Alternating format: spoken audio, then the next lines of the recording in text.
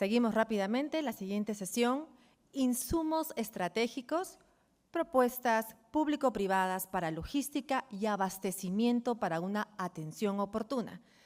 Invitamos al escenario al señor Juan Carlos Castillo, director ejecutivo general de Senares, a la señora Asise Fernández, vicepresidenta de MedTech de Cluster Sur de Johnson & Johnson, y al señor Rogério, espero estar diciendo bien su nombre, Rogério Marcondes, fundador y gerente general de Salog S.A.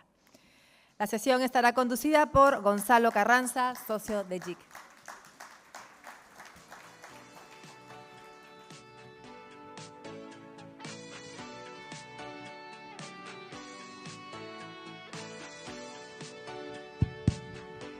Muchísimas gracias a IPAE, a Ángela Flores y a todo el comité organizador de CADE Salud, de este primer CADE Salud, por invitarme a moderar este panel. Para mí es un gusto y un privilegio estar aquí con ustedes y estar con Rogério y con Asise. Y no digo que sea un gusto y privilegio simplemente como frase hecha de cordialidad. Hace un par de años era muy probable que yo no pudiera estar aquí con ustedes. Estaba enfrentando un cáncer, un linfoma, en situación terminal, muy grave, y la razón por la que los puedo acompañar esta tarde es porque tuve acceso oportuno al abastecimiento de los insumos estratégicos para salvar mi vida. Tuve ese acceso además gracias a un grupo privado que expuso más temprano, el grupo AUNA, que fue donde me atendí, así que le agradecí a Suso Zamora por su complicidad en que yo pueda estar aquí con ustedes hoy. Y cuando el comité organizador de IPAE me propuso moderar este panel, me pareció caído del cielo, justamente porque me permitía no solo compartir esta experiencia, sino también conversar y dialogar con Rogério, con Asise, sobre cómo garantizamos que más personas puedan tener la fortuna que tuve yo de tener acceso a lo que necesitaba para salvar mi vida y curarme el cáncer, y toco madera siempre que lo digo. Así que muchas gracias por acompañarme en este panel.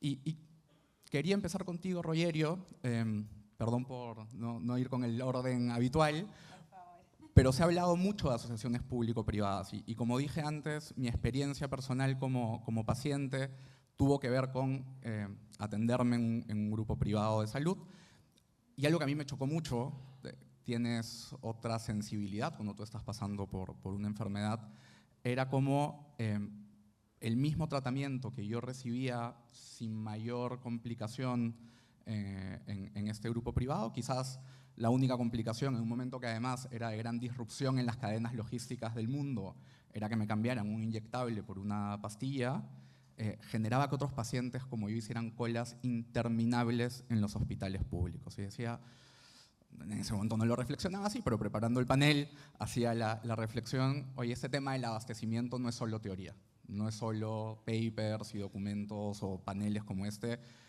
es parte esencial de que la salud en el Perú tenga remedio. Entonces, la experiencia de Salog como asociación público-privada creo que es muy potente justamente para poner al paciente en el centro, para garantizar este acceso a los pacientes que tienen la oportunidad de atenderse con eSalud y con la red y la cadena que ustedes trabajan. Y querías que nos contaras eso, ¿no? Un poco cuáles son las buenas noticias con las que podemos arrancar este panel antes de pasar a hablar de los desafíos.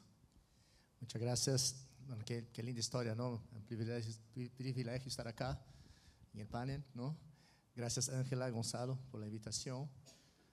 Bueno, yo, una licencia, ¿no? Yo tengo ese acento limeño, pero soy extranjero. Pero me siento, estoy acá, hablaba con Ángela y con Gonzalo, me siento un militante en salud, porque estoy acá 15 años, ¿no? Y más allá de ser extranjero, yo vivo esto todos los días, intensamente, por 15 años, y es un país que decidí vivir acá. Entonces, me siento muy privilegiado, ¿no? Por poder participar de ese proceso, ¿no? Que inició hace 15 años, como decía. Y acá discutimos algo de participación de privado, ¿no? Siempre esa discusión, ¿no? de privado público. Imagínense ustedes hace 15 años como era un poco más complicado, ¿no? Pero yo creo que essas iniciativas, ¿no? tener un foco, ¿no? No sabíamos al inicio, de verdad, que íbamos a llegar donde llegamos con ese enfoque, ¿no? Porque al inicio se faltaba infraestructura, faltaba las cosas básicas, sistemas, procesos, y en salud tomó la decisión en 2009 de buscar APPs. Fue una decisión osada porque mucha resistencia, mucho se hablaba de privatización y esas cosas, pero la mejor privatización es cuando un ciudadano va y paga de su bolsillo un servicio, un medicamento, ¿no? Entonces, eso es privatización. Pero fue una decisión fuerte, de mucha coraje, y hemos podido implementar esa iniciativa. Y, claro, infraestructura, procesos, pero todo eso es la punta del iceberg, ¿no? Cuando se habla de logística, se piensa en camiones, en estructuras físicas, ¿no?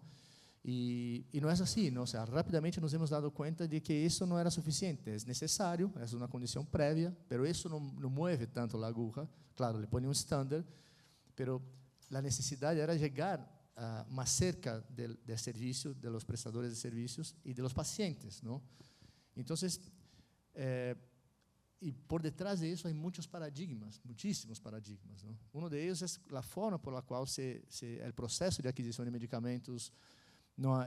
Cómo se conecta todo eso, y un paradigma, ¿no? Que todos los sistemas públicos y hasta privados tienen, de empujar todo el sistema para los servicios. Grandes compras, empurro eso hacia los servicios, y en realidad, con el pasar de los años, nos hemos dado cuenta de que no, vamos a buscar la real necesidad, ¿no? La necesidad que está en la farmacia, en el quirófano o en el paciente, ¿no? Entonces, la gran jornada fue primero poder cambiar el primer paradigma, que era cambiar un modelo que se empurra los medicamentos e insumos para un modelo que se jala la información, y a partir de esa información puedo reponer la cantidad exacta y necesaria y oportunamente, y eso traducir en números, ¿no? Porque siempre hemos buscado buscar evidencias, estudios de impactos aquí y afuera también, porque era siempre un desafío. Éramos los pioneros en hacer eso en salud, en APPs, y teníamos siempre el desafío de ser, parecer, demostrar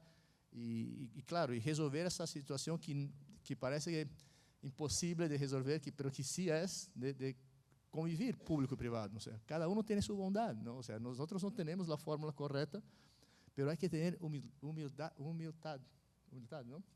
Humildad. A veces me falla todavía. Entonces, eso, ¿no? Yo reconozco mis fallas, reconozco mis problemas, el privado, el público, y así hacemos las cosas, ¿no? Porque no tengo la fórmula exacta, tú tampoco lo tienes, pero podemos construir juntos, ¿no? Entonces, ese sentido, ¿no? que yo creo que es la principal ganancia de ese proceso, de esa primera jornada. Después, si tengo la chance, cuento los otros paradigmas, pero eso es un poco de la experiencia, ¿no? de que hemos tenido, y eso pasó por pandemia, pasó por, o sea, muchas cosas, pero sabemos que sí se puede hacer, y el pacto que estamos firmando acá, ¿no? Creo que todos aquí estamos, ya saben, son partícipes del pacto, ¿no? Que vamos a firmar.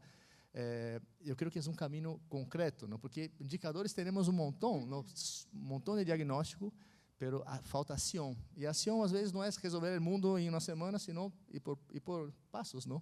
Eu creio que esse evento acá é importantíssimo para que nos movamos a ese punto. Gracias, Rogerio. Así se me pareció sumamente interesante tener un perfil como el tuyo en el panel, porque como diriges el clúster sur de MedTech de Johnson & Johnson, tienes acceso desde el mundo privado a diferentes estrategias, sistemas, modalidades de garantizar o no garantizar. También podemos hablar de lo que nos falta, el abastecimiento de estos insumos esenciales.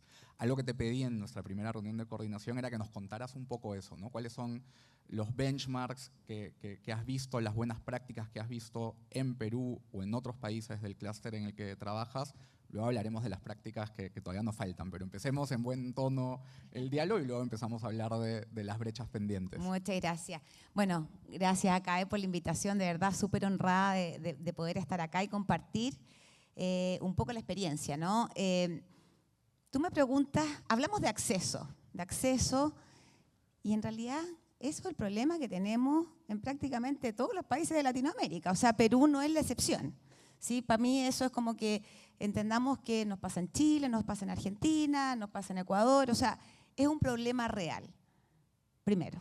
Segundo, es un problema que no vamos a solucionar trabajando separados. O sea, tenemos que trabajar priorizadamente, pero en colaboración público-privada, para poder avanzar en eso y dar, como tú decías, pequeños pasos. No vamos a resolver el mundo en un día, pero sí tenemos que empezar a dar pasos importantes en esos problemas que más nos apremian, ¿no? O sea, y hay problemas, hablamos de oncología. Oncología es una patología que está creciendo, que es un burden para la sociedad, y que cuando no tenía acceso, el diagnóstico nos cambia rotundamente. Y cuando uno habla de estar centrado en el paciente, esas son patologías que nosotros necesitamos hacer lo que sea para garantizar acceso. Si te atiendas en AUNA o te atiendas en el sector público, en el INCOR, tenemos que garantizar el acceso a tiempo. Nosotros hay algunos benchmarks que hemos tenido, porque de vuelta, para llegar al abastecimiento, porque estamos hablando de abastecimiento, para llegar a eso, muchas cosas tienen que pasar antes. No, como que llegue el producto, el último eslabón de la cadena. Tiene que haber el financiamiento, tiene que haber el registro, tiene que estar el profesional médico capacitado para usar el producto, ¿sí? Entonces, y así sucesivamente. Entonces, lo que te quiero contar es benchmark. Nosotros, cuando hablamos de tecnología médica, tecnologías de medicamento, etcétera, muchas veces una de las limitantes tiene que ver con los costos, ¿verdad? Y a veces la tecnología en general cuesta más. ¿Cuál es una de las cosas que nos ha dado tremendos resultados tanto en el sector público como en el privado? Tiene que ver con cómo tú justificas la costo-efectividad de esa tecnología. O sea, y hoy día, porque de vuelta, cada vez hay más enfermos y el presupuesto tiende a ser el mismo, ¿no? Entonces, ¿cómo hacemos esas propuestas basadas en valor? ¿Sí? Que sean basadas en outcomes clínicos, económicos, que demuestren que en realidad si yo voy a pagar, no sé, 100 soles más por un medicamento, por un device, es porque efectivamente estamos demostrando que eso lo vale porque va a tener mejores outcomes clínicos. Y ahí nosotros, yo te digo, tengo distintos programas que hemos tenido en las patologías que nosotros trabajamos con electrofisiología, ¿sí? Cuando se trata de una arritmia cardíaca, por ejemplo, te voy a dar un ejemplo y ahí termino, hay muchos, pero se trata de una arritmia cardíaca con una tecnología de ablación que es bastante cara. Ahora, si yo voy al médico y le digo, yo le voy a asegurar una tasa de éxito y si no, le voy a garantizar que le voy a reembolsar los productos, ahí te cambia la historia. Te cambia la historia para el paciente, para la familia, para la institución, para el pagador y para el proveedor. Y todos ganan, ¿no? Entonces yo creo que, y así podemos replicar ese tipo de historia en distintas patologías, que es donde tenemos que movernos. ¿Cómo alineamos objetivos de todos los que trabajamos en el sector salud en pos del bienestar del paciente? ¿Sí? Buenísimo, Cisse. Me quedo contigo, por favor.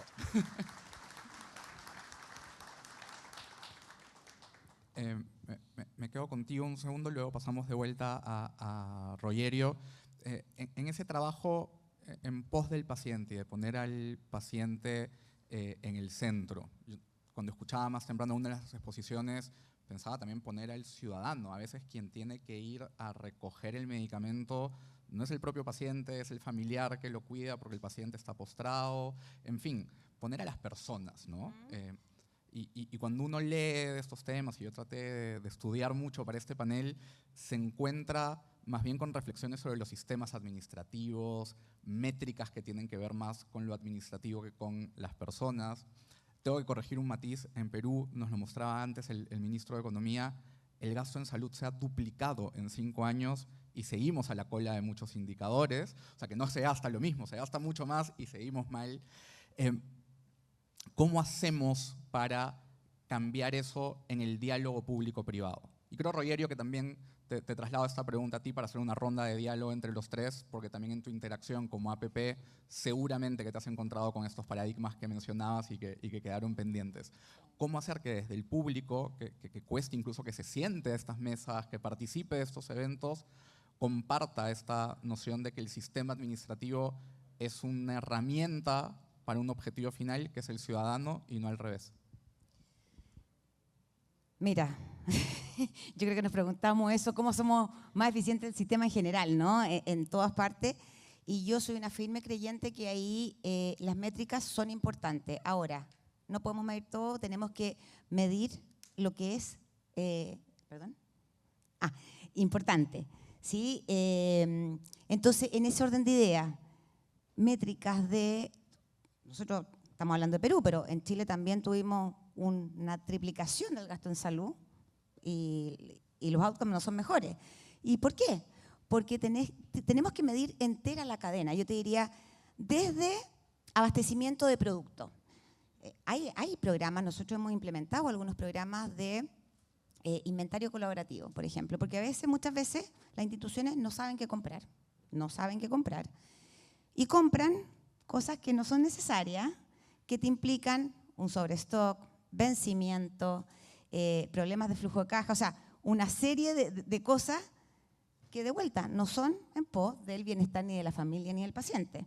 Después, ¿cómo eficientizas la hora hombre del pabellón, de la consulta médica? O sea, ¿cómo vamos poco a poco eficientizando toda esa cadena de manera de que ese gasto de verdad se traslade a atender a más pacientes y de mejor manera, que hoy día no lo estamos viendo, ¿no? Entonces, yo creo que, pero para llegar a eso, para mí es súper relevante la data, no mucha data, pero cuál es la data que es realmente relevante para poder avanzar en pos de eso.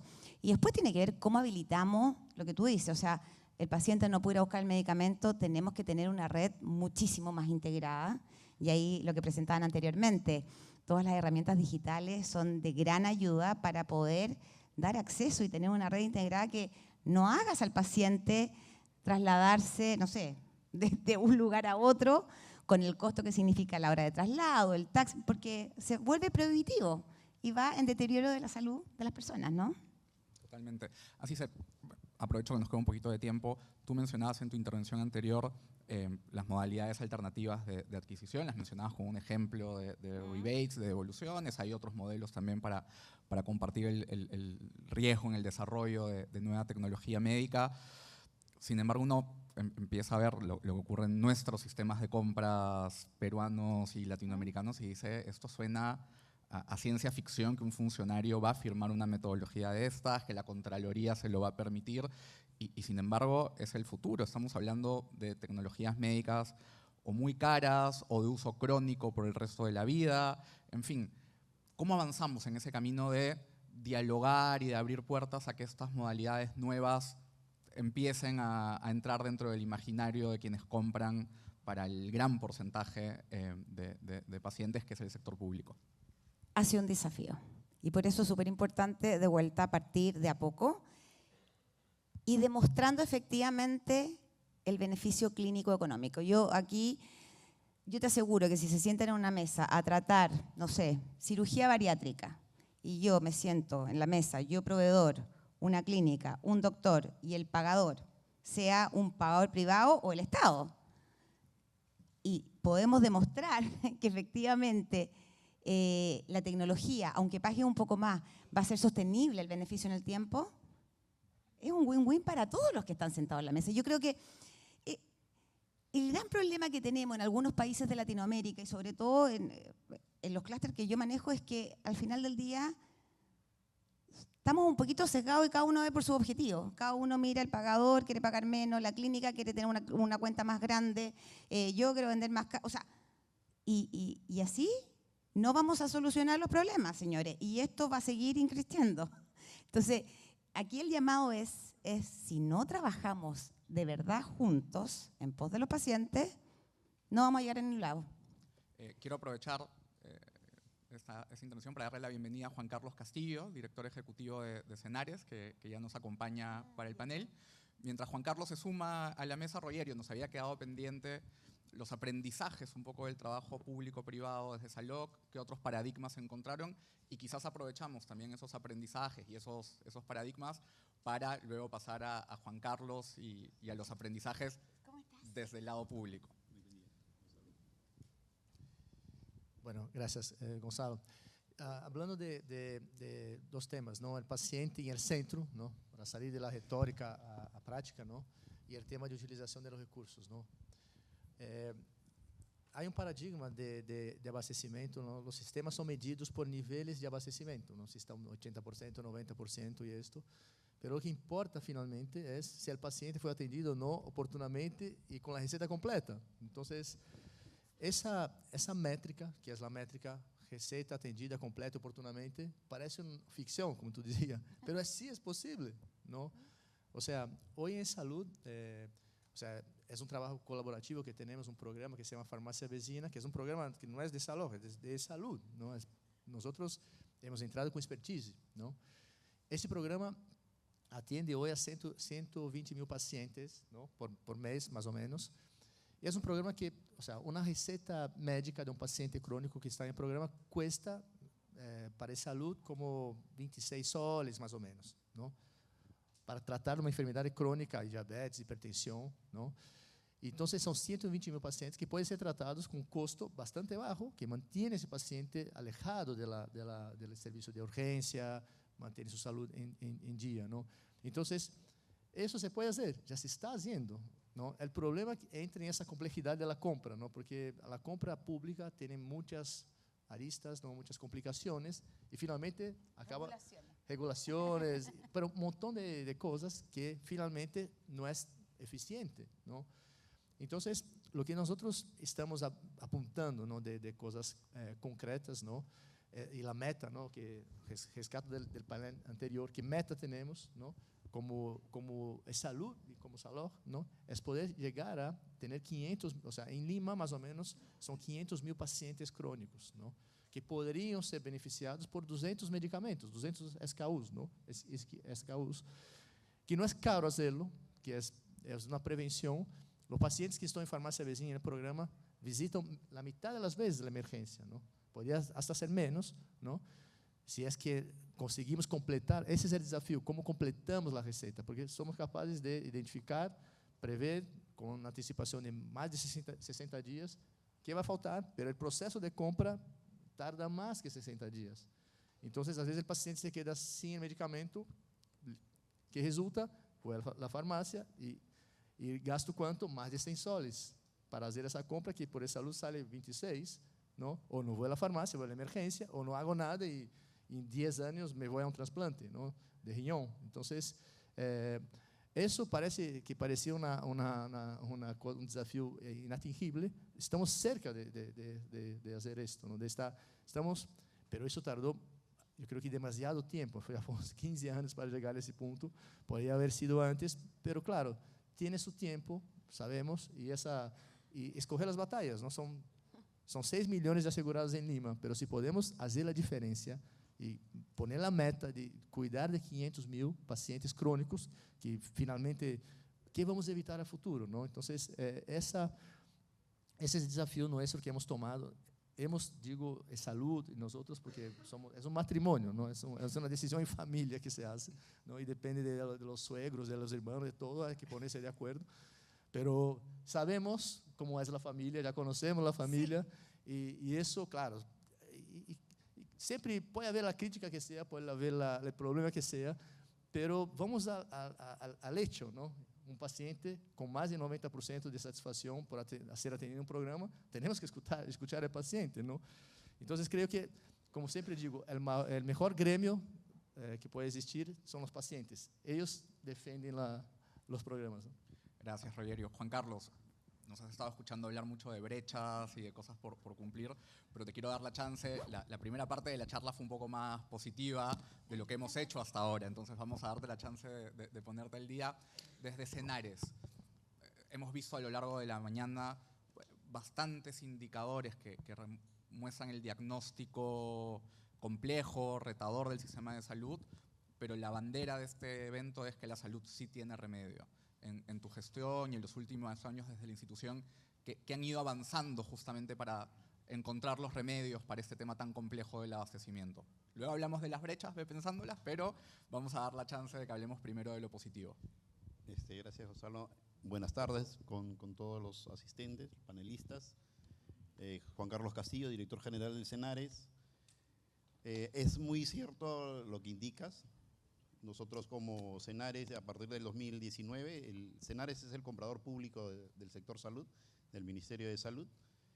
Nosotros hoy por hoy estamos participando en compras para lo que son afiliados del Seguro Integral de Salud. La participación de compras de Cenares ha pasado de un 13% en el 2023 a un 37% pronosticado al cierre de este año.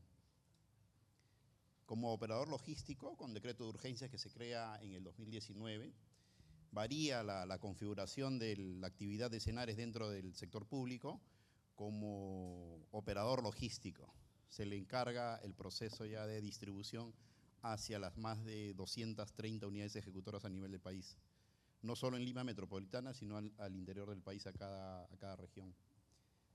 En sus inicios, sabemos que el sector salud, todos los que estamos en el sector salud, hemos visto varios tropiezos que hemos tenido como entidad. Son varios los cambios de gestiones, las turbulencias políticas que no ayudan al sector salud, pero poco a poco nos hemos ido fortaleciendo. Ya llevamos cerca de 2 años en la gestión en el sector salud, específicamente en Cenares, y hemos logrado, uno, estabilizar el desorden sobre la cadena de pago con los proveedores, porque los proveedores para nosotros en esta gestión lo tomamos como aliados estratégicos dentro del rubro.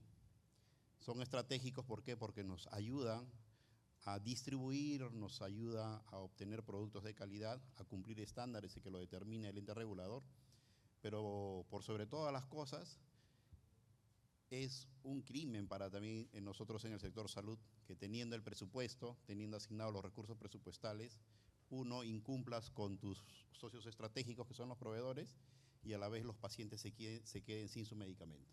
Esa es una de las brechas que nosotros hemos llegado a avanzar, llamémoslo así, porque este tema no se ha solucionado. Eso es un tema ya que data de más de 80 años, el sector salud tiene más de 80 años como ministerio, al igual que la seguridad social tiene más de 80 años, pero los problemas por las turbulencias en cada gestión hacen que cada cierto tiempo avances y cada cierto tiempo retrocedas. ¿Qué hemos hecho? Hemos estandarizado primero todos los procesos internos de Cenares, hemos empezado a desarrollar normativa interna para estandarizar los procesos y gestiones que puedan sucedernos a nosotros en el tiempo, no hagan la turbulencia que hemos tenido como comprador hace los 5 años que tenemos como existencia como comprador público, con distribución y operador logístico. Esto está sentando las bases para poder lograr una programación de manera anticipada, poder comprar de manera anticipada y poder entregar estos recursos estratégicos a los más de 8.500 establecimientos a nivel nacional. Cenares tenía por historia el seguro, las compras corporativas se tienen por historia. Ustedes que están en el sector privado sabían que Cenares siempre salía a comprar recién en los meses de julio, agosto, septiembre, cuando esa necesidad se debería haber programado un año antes de salir a comprar. En el 2024 nosotros culminamos nuestra planificación de compra llamada programación. En el mes de abril salimos a convocar nuestros procesos en el mes de julio con la finalidad de poder contratar, adjudicar todos estos procesos a finales del mes de noviembre o octubre. Pero dadas las condiciones del mercado, la participación de los proveedores y la misma ley de contrataciones que en subastas inversas no te permiten avanzar, que ahora con la nueva ley ya se ha acogido, que se pueda otorgar la buena pro con una sola oferta válida, ¿no? Entonces, hemos llegado a avanzar a coberturar las compras de este año ya en un 80%. Tenemos un 35% más de presupuesto referente al año pasado. El año pasado llegamos a ejecutar el 100%. Tenemos 2.267 millones de soles en proyecto de ejecución. A esto se suma el cambio del sistema de distribución que tenemos con la implementación de la descentralización del almacén nacional que está acá en Lima. Se están aperturando centros de distribución en el norte, Chiclayo, y en el sur, en Arequipa. Se está aperturando muy pronto, tal vez en el mes de julio, el almacén regional de la región Loreto, que es un almacén que va a albergar una capacidad de stock de 6 meses de productos para poder distribuir de manera oportuna a esta región, específicamente por las condiciones geográficas y de transporte. Estamos detrás de un convenio con la Fuerza Aérea para los puentes aéreos desde Chiclayo hacia Loreto, la apertura de otro almacén a partir del mes de noviembre en la región Junín, que va a ser el almacén macrorregional centro, para poder coberturar y distribuir desde esos puntos hacia las unidades ejecutoras. Tenemos programado que a finales del año 2026 empecemos a distribuir ya nosotros hacia el primer nivel de atención, llegar ya hacia los pacientes. Asumado a lo que decía Rollero, acá en Lima tenemos la farmacia vecina, yo también he estado en Salud 7 años. Es una experiencia muy exitosa y a la vez muy sensible porque toca a los pacientes más vulnerables, ¿no? Que son los pacientes oncológicos o los pacientes dependientes de diálisis peritoneal, que es ambulatorio. Nosotros como Senares estamos cubriendo primero la brecha hacia los establecimientos de salud. A finales de este año estamos también creando el servicio de Senares Express, en la cual podamos efectivizar los servicios de redistribución a la interna del país.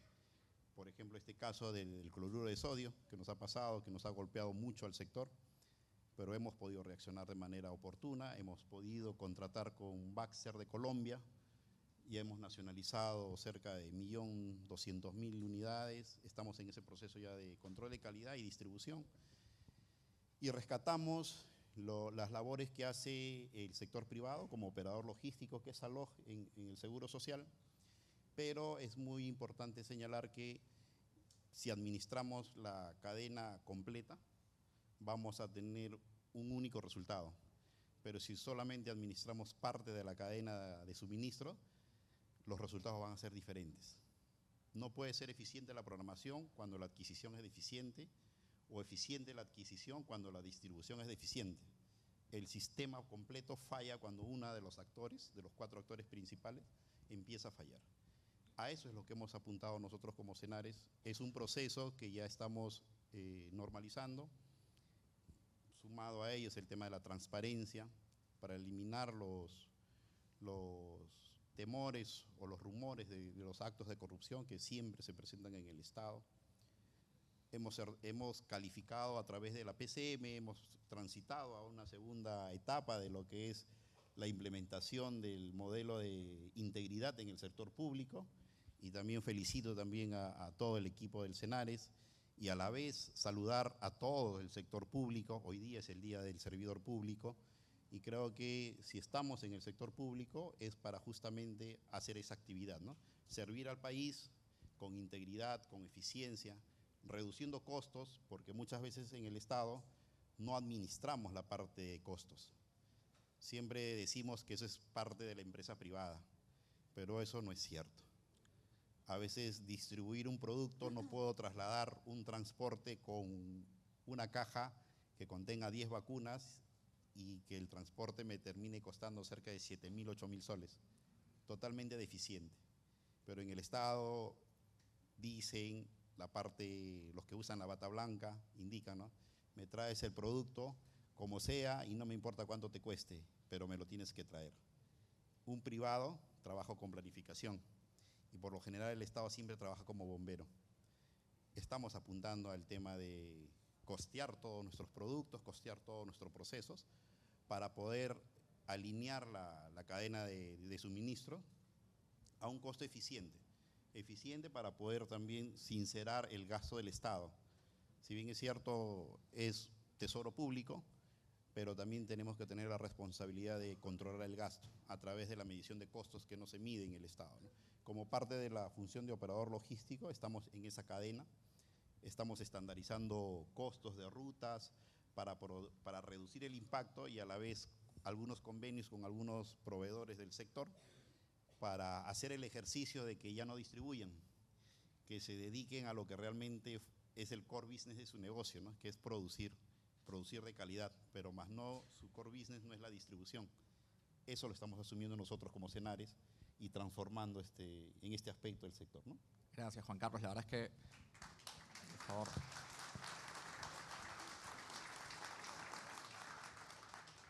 Emociona mucho escuchar lo que se ha avanzado. Hay grandes progresos.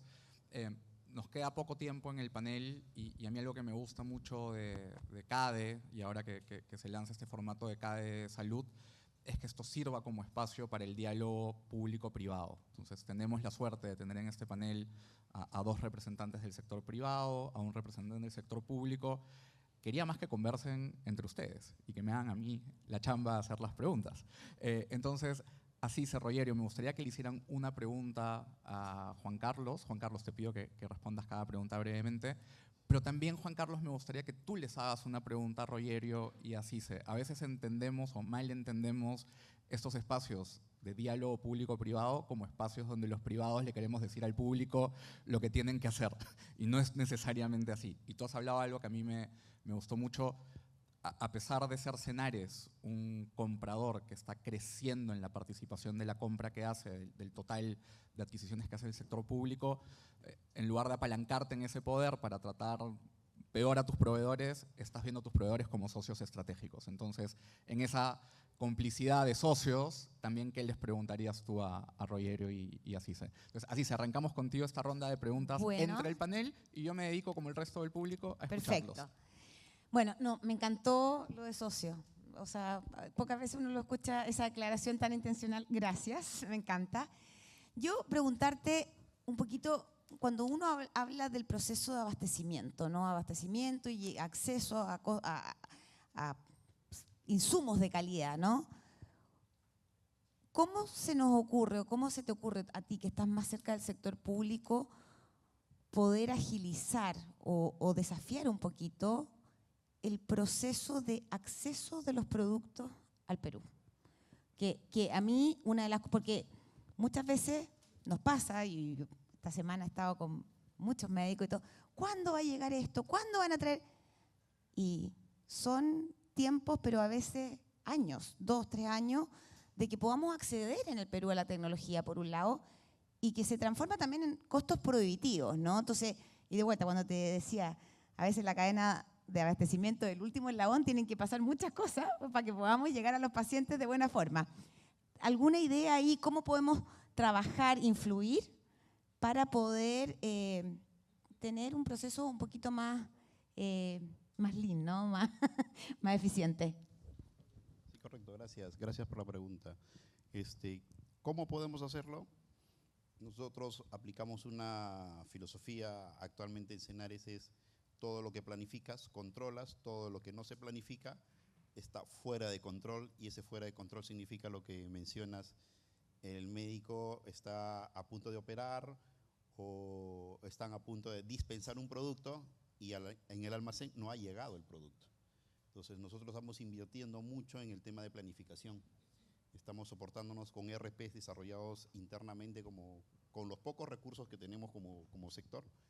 Hemos desarrollado ERPs similar a un WMS, los que manejamos WMS, los que manejamos SAP. En el seguro se maneja SAP. Rogerio debe saber que en Salud manejamos el SAP de salud. ¿Correcto? Estamos implementando ese mecanismo para anticiparnos al acceso. Movilizar nuestros almacenes hacia donde está realmente el centro de atención, que es en este caso las regiones, con esta descentralización, con la creación de centros de distribución. La planificación que se hacía en octubre se está haciendo en marzo, para poder tener los recursos ya disponibles en diciembre, tal vez en enero, y llegar a lo que mencionas, la disponibilidad y el acceso esté oportuno cuando el paciente acuda a un centro de salud. El cambio del modelo de la administración de stock, que va a estar a cargo de Cenares, va a implicar de que yo administre el stock. Hoy por hoy, el stock lo administran ustedes, que son nuestros proveedores, nuestros socios estratégicos. A finales de este año, esta mixtura de trabajo va a cambiar para poder mejorar el acceso a los recursos estratégicos. Rogerio, te doy la chance de hacer una pregunta a Juan Carlos y luego Juan Carlos haces la pregunta para Rogerio y para Cise. Es un lado Magali, ¿no? Tipo casos de familia, ¿no? Sí, sí. Yo acá soy la jueza Polo, ustedes son los que conversan. Eso no estaba programado, ¿eh? Bueno, está bien. No he ensayado antes, ¿no? Pero ya tenemos, ahí somos compañeros de jornada ahí, ¿no? Mi pregunta es, hemos hecho unas mesas de trabajo por dos oportunidades, ¿no? En 2019, después año pasado, 2023, 24, ¿no, Ángela? Y hemos reunido todo el sector, ¿no? O sea, funcionarios públicos, sector privado, todos representados, y salió un tema interesante, ¿no? Justamente de fortalecimiento de Senares. Y ahí salió por qué Senares no ocupa un espacio rector, o sea, gestor, ¿no? Gestor del proceso, ¿no? Como horizontalmente, ¿no? Y vinculado al proceso de adquisición. ¿Y por qué no se combina eso, tipo con una APP, con un contrato de largo plazo, ¿no? Porque contratos de corto plazo, ¿no? O sea, no funcionan, o sea, porque tú me decías, ¿no? Cambian las personas, cambian los políticos, o sea, tiene que ser algo de largo plazo. Yo siempre digo, yo soy un funcionario público há 15 anos em el mesmo puesto, não? Não é comum que um funcionário público esteja 15 anos em el mesmo puesto. E isso é uma bondade, não? Do lado de um contrato de largo prazo, que se tem previsões, se tem um presupuesto. Não les ocorre isso, um pouco combinar o sea, la reitoría con una APP? A ver, yo vengo también del sector privado, estuve casi 7 años en el sector privado viendo todo lo que es operador logístico. Ese es, digamos, mi core de la carrera, soy ingeniero industrial.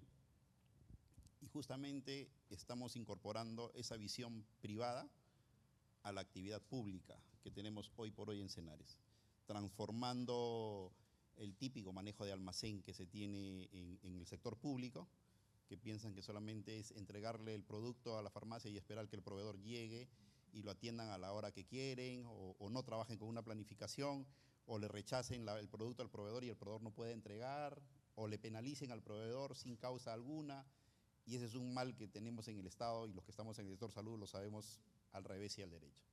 Eso lo estamos transformando desde Senares como si fuésemos un privado, con estándares privados, una conformidad que antes estábamos en 45, 50 días, hoy por hoy son solamente 2 días, un pago que se demoraba hasta 60, 90 días en el transcurso normal sin el cambio del ejercicio fiscal, se ha bajado a 12 días, todo estandarizando todos nuestros procesos, pero dejándole con normativa interna para que cualquier cambio que exista pueda seguir el mismo rumbo, ¿no?, de eficiencia.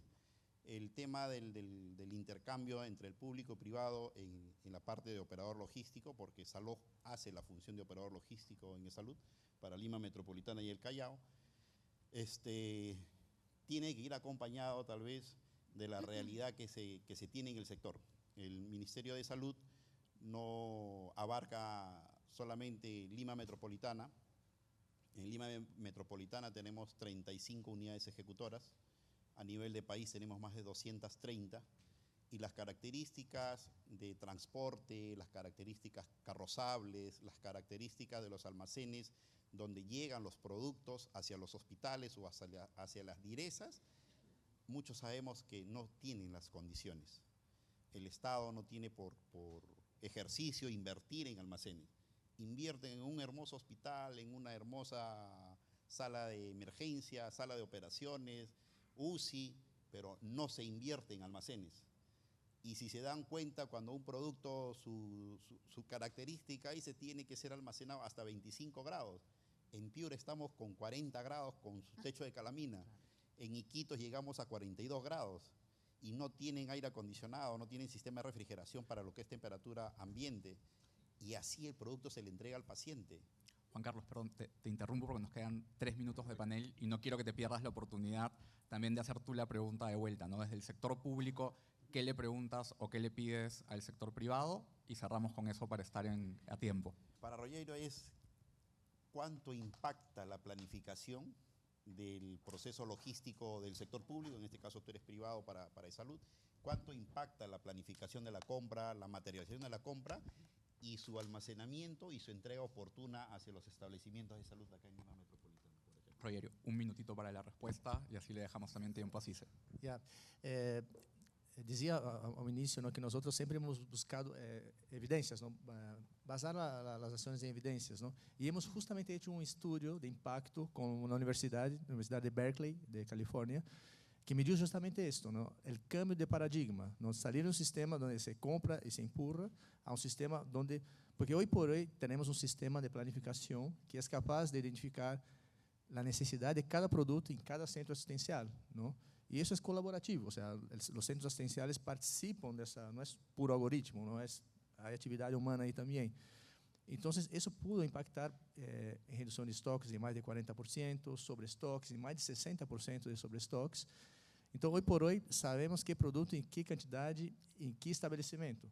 Aí entra o tema de aquisições, mas a planificação, ou seja, essa base de informações que para cada produto são como 16 variáveis que tem que saber o tamanho do centro, a frequência de reposição. Ou seja, isto já está todo conectado. História clínica, incluso a nível de paciente. Hoje sabemos de uma receita médica quanto se ha prescrito e quanto se ha atendido. Então, isso eu creio que é motor muito importante, que a parte pendente é a compra. Ou seja, como conecto isso com a compra e a capacidade de resposta de compra de los proveedores, de toda a cadena, como tu comentaste. Juan Carlos, cerramos con tu pregunta para Cise y la respuesta a Cise. Y yo agradezco porque me van a botar del escenario antes de poder agradecer. Así que gracias a todos. Salimos con música. Y salimos con música. ¿Cómo podemos nosotros mejorar la accesibilidad cuando los proveedores que tienen registro sanitario, que venden el producto, no quieren participar en la compra? ¿Cómo? Nunca, no entendí. ¿Cómo no queremos participar en la compra? Yo soy industria farmacéutica, estoy preocupada por la accesibilidad de los pacientes, ¿Sí? la atención del paciente. Acudo a la normativa estatal, la normativa estatal me dice, haz una licitación, una subasta inversa, el procedimiento que está establecido. Sin embargo, este proveedor no quiere participar del proceso. ¿Qué hago en ese momento como sector? ¿Cómo mejoro la accesibilidad si el dador del producto al cual voy a hacer el intercambio económico no mira, me quiere pagar? es primera vez que escucho algo así. O sea, cada uno de los proveedores tiene las condiciones de qué manera quiere ir a una compra. Ahora, tú puedes ir con el precio que quieras, si te conviene o no, con las condiciones de pago, tú lo pones. Ahora, yo creo que todos los proveedores ahí tenemos una responsabilidad con los pacientes y si hay un proveedor de un producto, es imposible no ir a la compra y no, o sea, ahí hay un tema de responsabilidad social. No puedo creer que haya pasado y de vuelta, el diálogo público-privado, como nos sentamos en la mesa, por qué no quiero ir, cuál es la condición que te molesta, pero al final del día estamos hablando de salud de pacientes y eso no se transa. Entonces, para mí...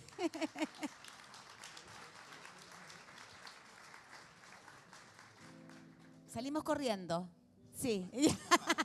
Muchísimas gracias. Muchísimas gracias, Gonzalo, a los panel. Por favor, no se muevan de ahí. Ahí falta la foto en el centro del escenario.